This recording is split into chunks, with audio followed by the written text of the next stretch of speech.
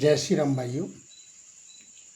मैं महामंडलेश्वर डॉक्टर मोनानंद शास्त्री रामानंद आश्रम से। प्रश्न है, आत्म पुरुष क्या है? देखिए,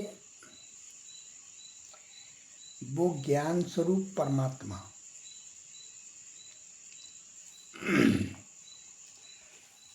आत्म स्वरूप में सब में व्याप्त है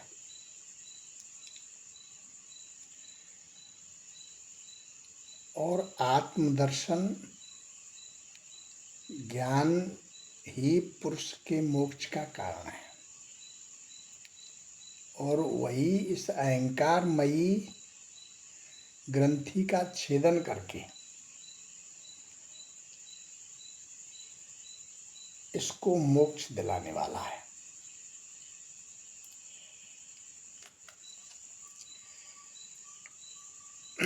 यह सारा जगत जो है जिससे व्याप्त हो रहा है, प्रकाशित हो रहा है, वो वह आत्मा ही पुरुष है। उस सर्वव्यापक पुरुष को आप ज्ञान के द्वारा देख सकते हैं। अपने पास लीला विलास पूर्वक आई हुई अव्यक्त और त्रिगुणात्मक माया, उसको वैष्णवी माया भी बोलते हैं, इसने जीव ने स्वयं ही स्वीकार कर लिया है। लीला परायण प्रकृति अपने सत आदि गुणों से और उन्हीं के द्वारा अनेक प्रकार की सृष्टि का विस्तार करती है। आत्मा का ज्ञान जो है, जो उसके आवरण का आच्छादन करने वाली शक्ति है, उसको भूल गया, यानी उसे माया में मोहित हो गया, अपने स्वरूप को भूल गया। इस प्रकार अपने से भिन्न प्रकृति को ही अपना स्वरूप समझने लग गया। ये सबसे बड़ी भूल है। प्रकृति के गुणों के द्वारा किए जाने वाले कर्मों से अपने कोई कर्ता मानने लगा तो फिर भोक्ता मानना पड़ेगा। जो त्रिगुणात्मक अव्यक्त नित्य और कार्य कारण स्वरूप है, वह स्वयं निर्विशेष होकर के संपूर्ण विशेष धर्मों का आश्रय है। वो उस प्रधान तत्व को प्रकृति कहते हैं। पंच महाभूत यानी 5 महाभूत, अग्नि जल वायु आकाश पृथ्वी, 5 तन्मात्रा, 4 अंतःकरण, 10 इंद्रियां, ये 24 तत्वों का समूह मिलकर के प्रकृति का कार्य बताते हैं। ये सब पृथ्वी जल वायु अग्नि आकाश, ये 5 महाभूत हैं।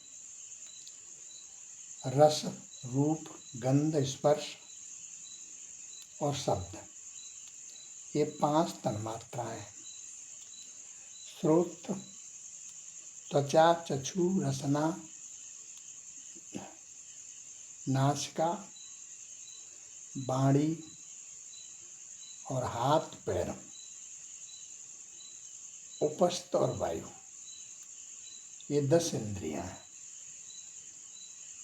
मन बुद्धि चित्त अहंकार, ये 4 हृदय के पुर्जे हैं। ये अंतःकरण में रहते हैं। अपनी संकल्प, निश्चय, चिंता और अभिमान, ये 4 प्रकार की जो है वृत्तियों से लक्षित होता है।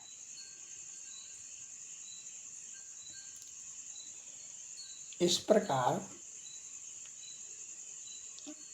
तत्वज्ञानी पुरुषों के सगुण ब्रह्म के जो सवेश स्थान है वो 24 तत्वों को पूरी संख्या कहलाती है। इनके सिवा जो काल है वो 25वां तत्व है। अतः भक्ति, ज्ञान और वैराग्य और चित्त एकाग्रता प्रकट हुए ज्ञान के द्वारा उस अंतरात्मा स्वरूप क्षेत्रज्ञ को इस शरीर से स्थिर जानकर उसका चिंतन करना चाहिए। कैसे?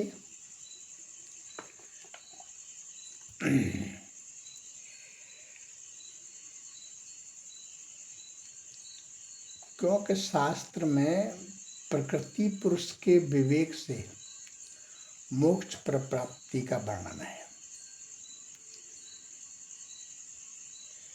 मनुष्य रूप में प्राप्त हुए इस जीव की गति कैसी है वो भी बताया है। भक्ति 2 प्रकार की है, केवल्य और भागवती। यही मुक्ति है, केवल्य मुक्ति और भागवती मुक्ति। केवल्य मुक्ति, इसमें जीव ईश्वर में लीन हो जाता है और दोनों एक हो जाते मिलकर के।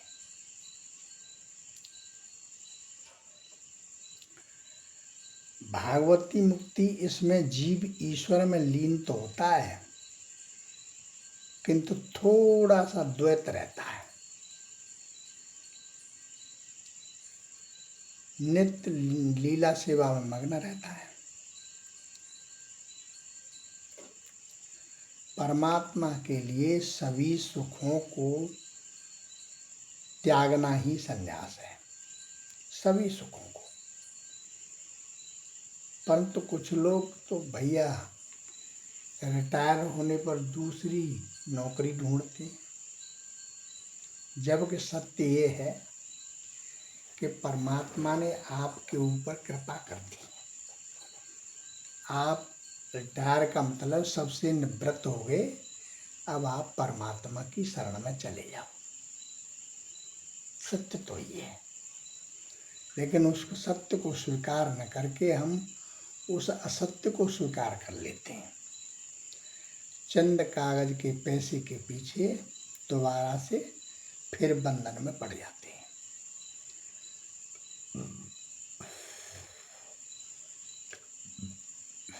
सन्यासी की क्रिया जो है वो विरजाहोम से शुरू होती है। विरजाहोम करना पड़ता है, वेद, ब्राह्मण, सूर्य, अग्नि आदि को साक्षी करके होम किया जाता है। नदी में स्नान करके संपूर्ण वस्त्रों का त्याग किया जाता है। अपनी स्त्री को माता स्वरूप समझ करके उससे भिक्षावृत्ति मांगनी पड़ती है। इसको आध्यात्म कहते हैं, उसी को अद्भुत कहते हैं। और अद्भुत में जो महत्व कहा जाता है वो भी यही है। चित्त में जो अधिष्ठाता है, क्षेत्रज्ञ है, वो वासुदेव भगवान कृष्ण है। इसी प्रकार अहंकार में अधिष्ठाता रुद्र है और उपास्य देव संकर्षण है। बुद्धि में अधिष्ठाता ब्रह्मा है और उपास्य जो है वो प्रद्युम्न है। तथा मन में अधिष्ठाता चंद्रमा है और उपास्य देव अनिरुद्ध है। इस प्रकार से इस ज्ञान के द्वारा, इस परिपूर्णता के द्वारा, इस तत्व को जान करके हम मुक्ति प्राप्त कर लेते हैं, अर्थात जन्म मरण से रहित हो जाते हैं। जय श्री राम। मस्त रहें, व्यस्त रहें, आनंद रहें।